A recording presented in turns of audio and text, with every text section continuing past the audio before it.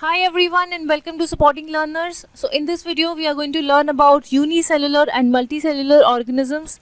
This is the part 4 of chapter 8 Cell, the unit of life of class 11th biology.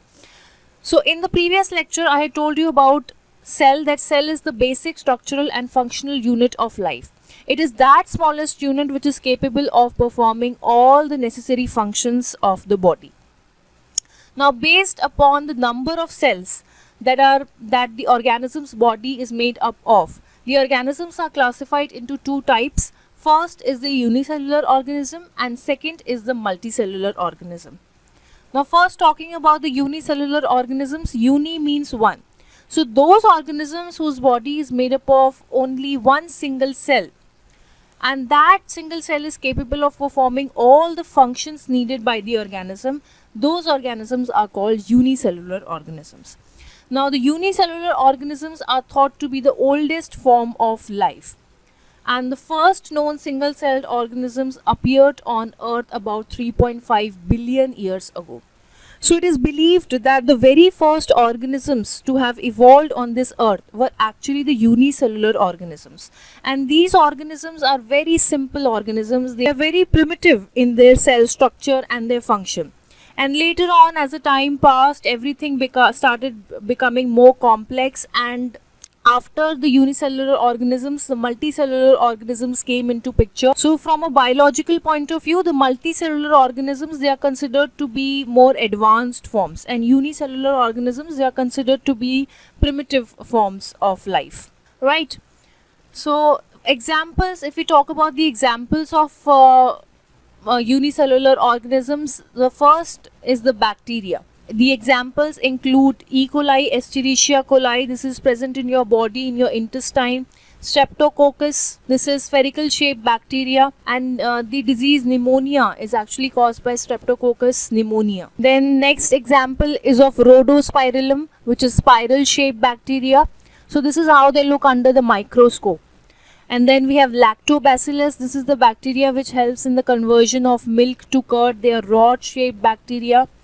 Then we have another type which is called Vibrio cholera. Now this is comma shaped bacteria. Vibrio is the shape of the bacteria which is comma shaped, and this Vibrio cholera bacteria also causes a disease called the cholera.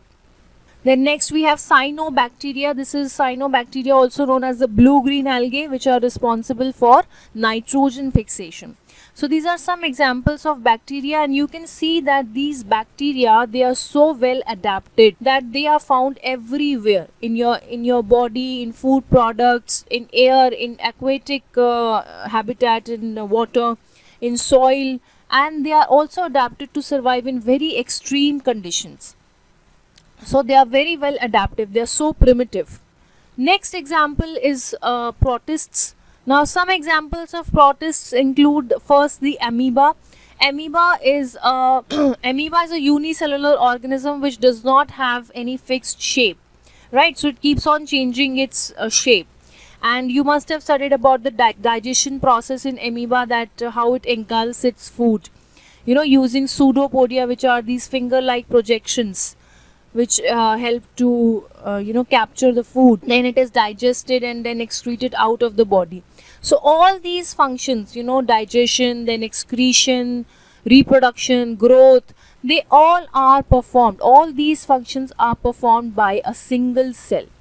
This is a single cell. So next is paramecium. Paramecium is slipper shaped, and it has got small hair like structures which are called the cilia.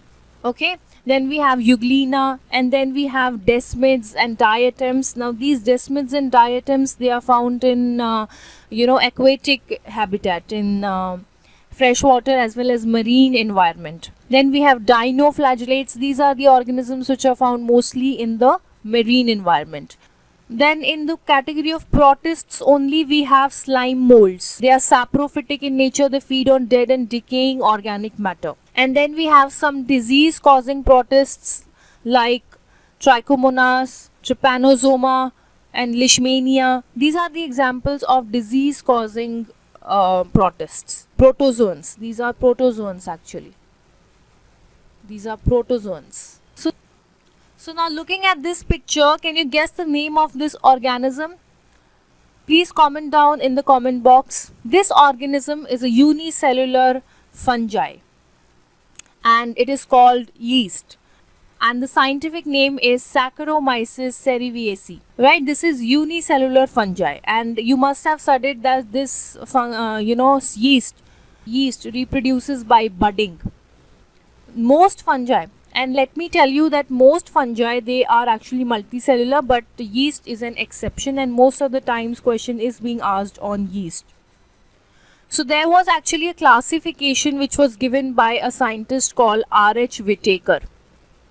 R.S. Whitaker was a scientist who gave the 5 kingdom classification, in which he classified the organisms into 5 groups or 5 kingdoms, you can say. First kingdom was the kingdom Monera, in which he put all the unicellular prokaryotes, or it was a kingdom of prokaryotes, which include the bacteria. We are going to talk about what are prokaryotes in the next lecture, but it basically includes all the bacteria, and bacteria are unicellular. Second was Protista, the kingdom Protista, in which he put all the unicellular eukaryotes. Right, so these are unicellular, but they are eukaryotes. We are going to discuss what are eukaryotes again in the next lecture. So Monera and Protista, these 2 kingdoms included only the unicellular. Now the next kingdom was the kingdom Fungi, which included the multicellular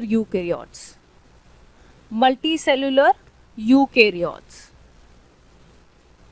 Right, and then 4th kingdom was Plantae, which included all the plants, and the next kingdom was Animalia, which included all the animals. So these were the 5 kingdom classification, and the kingdom which included the unicellular organisms was Monera and Protista. Fungi, most fungi are multicellular with one exception, that is yeast. So now let's talk about the multicellular organisms. Now multicellular organisms are those organisms whose body is made up of many cells. All the species of plants, animals and most fungi are multicellular. So all the plants and all the animals that you see around are actually multicellular, and most fungi are also multicellular. So the development of multicellular organisms is accompanied by cellular specialization and division of labor. Now what does this mean? Now see, in unicellular organism there is only one cell, and that one cell has to perform all the functions of the body. You can call this cell as a generalist, because this in general is capable of performing all the functions of the body, whether it is digestion, excretion, osmoregulation, growth, reproduction. All the functions will be performed by this single cell. But what happens in multicellular organisms? In multicellular organisms there are many cells, right? So what happens is the work is now divided.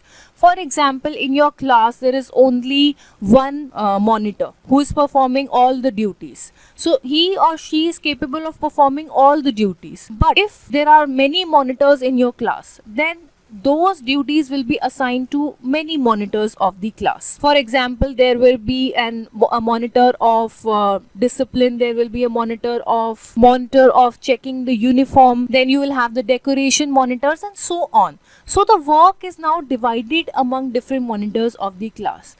A similar thing happens in the body. When there are many cells, so the work is actually divided among many cells of the body. So each one cell is not performing all the functions. Instead, the cells are now specialized. So these cells in multicellular organisms, they are specialists. They are specialists of performing a particular function. Each cell cannot perform all the functions. Instead, different cells will perform different functions. And also in the unicellular organisms, this cell is actually independent. And whereas in multicellular organisms, what happens is one cell is dependent on other cell. So cells are actually interdependent. They are interdependent on one another, right? So this is the difference. Now let's understand the meaning of cellular specialization and division of labor in much more details. Now what is cell specialization or differentiation? Now, as I told you that in multicellular organisms there are many different cells, and those cells are actually specialized to perform a particular function. Now what happens is, at the time of embryonic development, in the embryonic stage, there are cells called the stem cells. These cells are unspecialized or undifferentiated cells, but they have a very unique capability to develop into many different types of cells. These stem cells can develop into any different type of cell in your body. For example, blood cells, nerve cells, epithelial cells, immune cells, so different types of cells. And these cells are actually specialized. For example, the RBCs, red blood cells, they are specialized to transport the oxygen. Nerve cells, they perform the function of conducting the nerve impulse or carrying the message from one part of the body to another. So epithelial cells are specialized to form the lining of the various organs of the body. Similarly, all these cells are actually specialized or differentiated in order to perform their function, and that is why they are shaped in that way. The shape of the cell is dependent upon the function of the cell.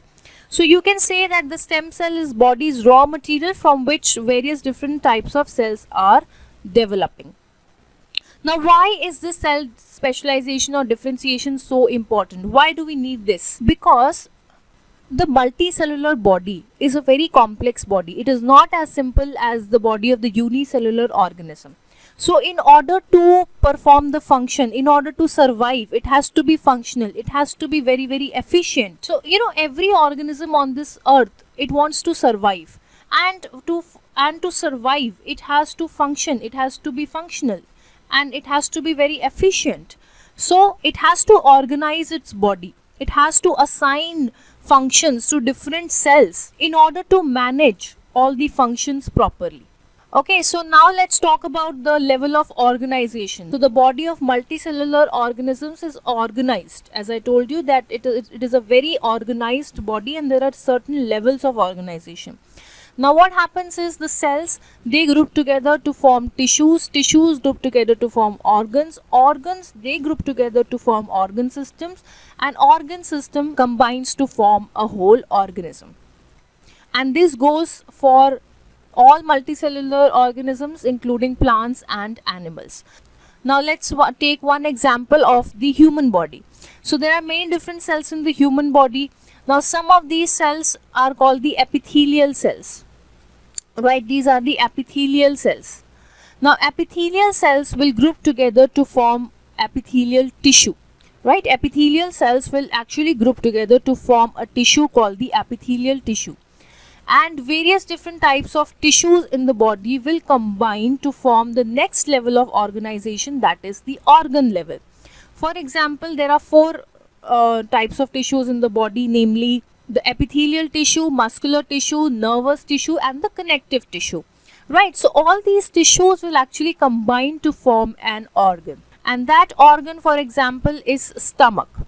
Now this organ will perform a very particular function, that is the function of digestion. So all the tissues have grouped together to form organ which performs a very specific function of digestion.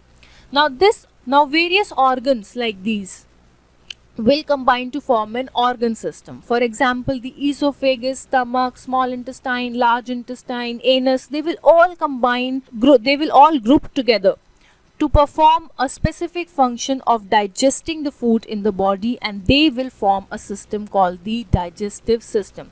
So the next level of organization is the organ system level of organization. And many such organ systems in the body, for example, the digestive system, respiratory system, muscular system, skeletal system, then we have reproductive system, endocrine system. All these systems will actually combine or group together to form an organism that is fully functional. Okay, so these are the 5 levels of organization: cellular level, second tissue level, third organ level, fourth organ system level, and fifth is the organism level. And this level of organization is very important to attain in order to have the maximum efficiency and order to be fully functional. Okay. So now let's sum up the differences between unicellular and multicellular organisms using one table. So unicellular organisms are made up of a single cell that has its own independent existence, whereas in multicellular organisms the body is made up of numerous cells which are interdependent on each other. Right, second, there is no division of labor. Division of labor means the work. Labor here means the work. So there is no division of labor means the work is done by the single cell. So there is no division of labor like in multicellular organisms. Division of labor can be at cellular level, tissue level, organ level and organ system level. Such division of labor is not seen in unicellular organism because there is only one cell. Right? That, and third point is that one single cell performs all the functions of the body, whereas in multicellular organisms the cells become specialized. They become differentiated to perform different functions of the body. Now unicellular organism, they reproduce asexually. They prefer asexual mode of reproduction. For example, we see in amoeba. Amoeba actually divides by binary fission, which is a form of asexual reproduction. It divides in, one amoeba divides into two daughter cells, and then these two daughter cells grow in size, and then they eventually divide into 4 daughter cells like this. So this is binary fission. And in yeast, we also discussed in yeast that there is budding. So a bud develops on the parent body. This bud actually grows in size and then it gets detached from the parent body and develops into a new yeast. So this is budding. So their body is actually very simple, so it can divide by this asexual mode of reproduction.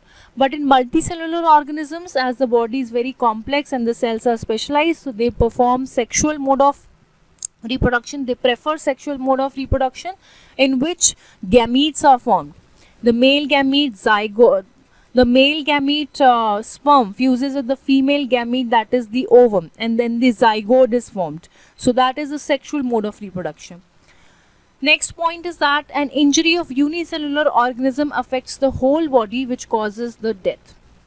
Now, if in unicellular organism, if one part of the body is affected, then it can actually affect the whole body and it can eventually lead to death. But in multicellular organisms, for example in humans, if there is an injury in your hand, it will not affect your whole body. Okay, so this is what happens in multicellular organisms. Now unicellular organisms, they have a shorter lifespan and multicellular organisms have a longer lifespan. For example, amoeba, bacteria, paramecium, chlamydomonas is also a unicellular alga. And then multicellular organisms the examples are plants, animals, including human beings, and also some fungi. Okay, so this was all about unicellular and multicellular organisms. Thank you for watching this video. If you find this video informative, then please give a like, share this video and subscribe to Supporting Learners.